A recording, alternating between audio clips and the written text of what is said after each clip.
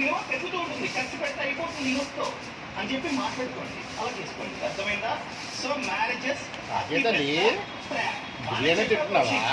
అది ఈ ఖర్చుని ఏ విధంగా తగ్గించాలో కూడా చెప్పు అని అడిగినట్లయితే, for example wedding cards, wedding cards కి ఎక్కువగా డబ్బుని ఖర్చు పెట్టుకోవాలి.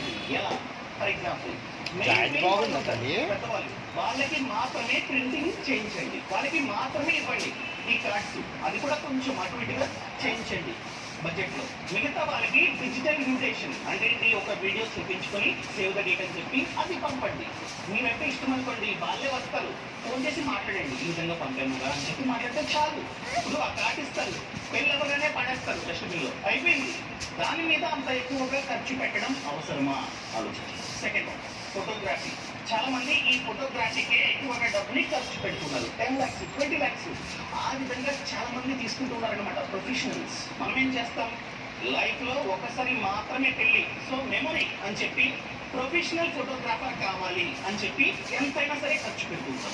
లేదు, బడ్డింగ్ ఫోటోగ్రాఫర్స్ ఉంటారు, అప్పుడే ఇండస్ట్రీలోకి వస్తారనమాట, వాళ్ళకి ఇస్తే చాలా ఖర్చు తగ్గుతుంది. వాళ్ళకి కూడా మంచి మంచి కెమెరాస్ ఉంటాయి, వాళ్ళకి కూడా సేమ్ టాలెంట్ ఉంటుంది, కాకపోతే వాళ్ళు రీసెంట్ గా వచ్చారు కాబట్టి చాలా తక్కువకి చేసి పెడతారనమాట. అర్థమైందా? Same quality.